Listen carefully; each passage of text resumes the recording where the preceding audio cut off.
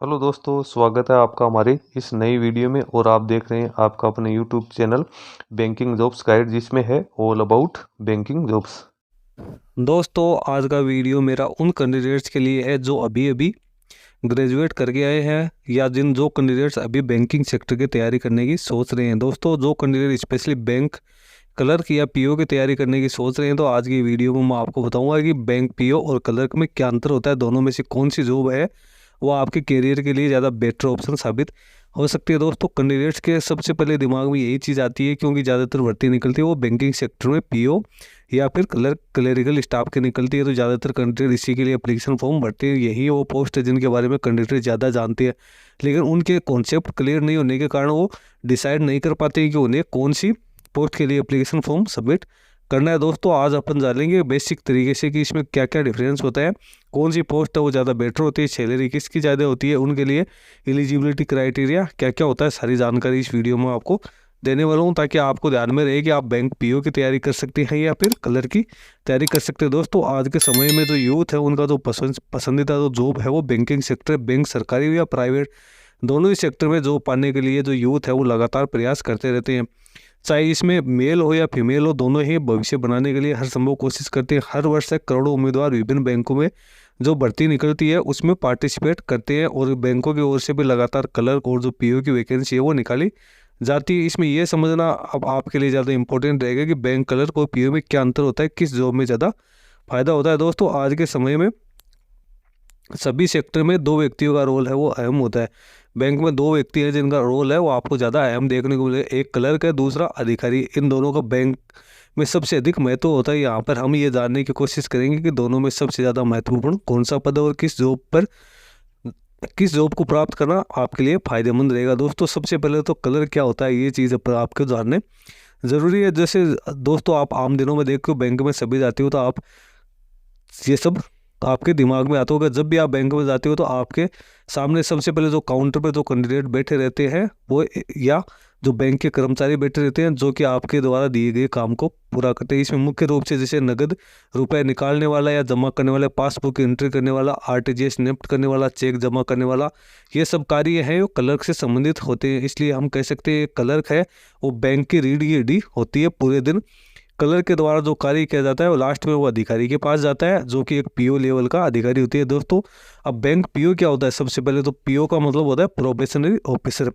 PO यानी probation officer, जो एक अधिकारी वर्ग के रूप में बैंक में अपना कार्य करता है। क्योंकि शुरुआत में ये कैंडिडेट्स है 1 या 2 साल पर प्रोबेशन पीरियड पर रहते हैं, इन्हें इसलिए इन्हें प्रोबेशन ऑफिसर या फिर परिवीक्षा अधिकारी भी कहा जाता है। किसी भी विभाग के अधिकारी की ही तरह बैंक में अधिकारी की भी जिम्मेदारियां रहती है। इन्हें प्रतिदिन कुछ अहम फैसले लेने होते हैं, जैसे कि किसी को लोन देना है या नहीं देना है, कौन करप्ट है कौन नहीं, किसका खाता बंद करना है, किसकी जांच करनी है। ये सारी जो काम है ये बैंक पीओ का होता है, प्रोबेशनरी ऑफिसर का होता है। अब दोस्तों, दोनों की अपन बात करें तो भारत के अंदर तो पब्लिक सेक्टर के बैंक है जिसका नाम है IBPS, institute of banking personal of selection. यहाँ पे करो हर वर्ष से वो बैंकों में क्लर्क और जो परीक्षा अधिकारी है उनकी वैकेंसी निकाली जाती है। दोस्तों, परीक्षा यहाँ पे 2 प्रकार की होती है, दोनों पदों के लिए प्री और मेन, और कईयों में ग्रुप डिस्कशन व इंटरव्यू भी होता है। इस गुजरने के बाद दोनों ही पदों की आपको वैकेंसी मिलती है। यानी सिलेक्शन प्रोसीजर तो दोनों की यहाँ पे सेम ही है, लेकिन जो आपके एग्जाम के जो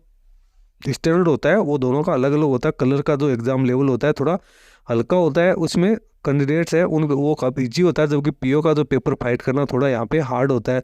पीओ का जो स्टैंडर्ड होता है वो हाई लेवल का होता है। अब एजुकेशन क्वालिफिकेशन की बात करें तो आप किसी भी विषय से हो तो कलर को पीओ के एग्ज़ाम दे सकते हैं, लेकिन पीओ के लिए आवेदन करने के लिए आपके पास ग्रेजुएशन होनी ज़रूरी है। इसके साथ ही आप पीओ के लिए यदि एग्ज़ाम दे रहे, जिस राज्य से एग्ज़ाम दे रहे हैं वहाँ की लोकल भाषा का नॉलेज और कंप्यूटर का नॉलेज होना ज़रूरी है। वैसे आजकल तो जो ग्रेजुएशन बेस की ही वैकेंसीज क्लरिकल में भी कर रखी है, क्लरिकल पोस्ट में भी ग्रेजुएशन की योग्यता कर रखी है और पीओ में भी ये ग्रेजुएशन की योग्यता कर रखी है। लेकिन कई बैंकों में वैकेंसी निकल रही है तो इसमें पीओ के लिए मिनिमम जो परसेंटेज है वो यहाँ पे रिक्वायर्ड की गई है। अब एज लिमिट की बात करें तो जो क्लरिकल पोस्ट की जो वैकेंसी निकलती है उसमें एज लिमिट यहाँ पे कम होती है, जबकि जो पीओ की वैकेंसी निकलती है उसकी एज लिमिट थोड़ी ज़्यादा होती है तो दोस्तों इसमें एज में भी थोड़ा आपको फर्क देखने को मिल जाएगा। अब बात करें सैलरी के हिसाब से तो यहाँ पे दोस्तों बैंक क्लर्क होता है उसकी शुरुआती तौर पे अपनी सैलरी बात करें तो 35 से 40 हज़ार रुपये यहाँ पे सैलरी मिलती है, जबकि जो पीओ की पोस्ट पे जो कैंडिडेट होते हैं उन्हें 50 से 70 हज़ार रुपये हर महीने बनने भत्ते हैं वो यहाँ पे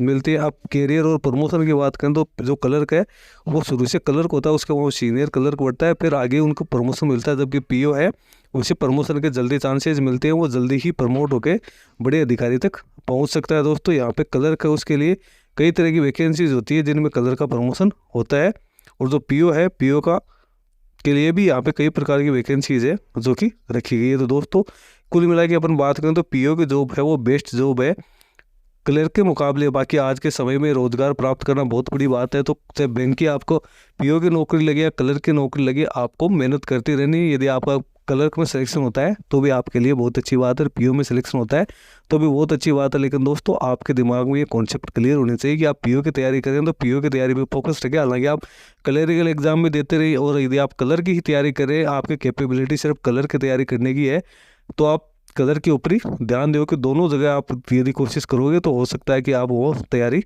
नहीं कर पाओ। और पेपर क्रैश करने में बैंकिंग सेक्टर का तो पेपर का लेवल है वो थोड़ा हार्ड भी होता है, इसलिए आप अपना टारगेट है वो क्लियर रखें कि आपको पीओ की तैयारी करनी है या फिर क्लरिकल स्टाफ की तैयारी करनी है। तो दोस्तों मेजर डिफरेंस मैंने यहाँ पे बता दी है, और अब ये वीडियो मैंने जो शुरुआती बिगनर्स कंडक्टर जो कैंडिडेट है उनके लिए बनाया है ताकि उन्हें ये चीज़ समझ में आ जाए कि बैंक पीओ क्या होता है, कलर क्या होता है, दोनों की जो रिस्पॉन्सिबिलिटीज़ होती है वो क्या क्या होती है। इसमें जो पीओ की पोस्ट है वो ज़्यादा बेस्ट होती है क्लरिकल मुकाबले।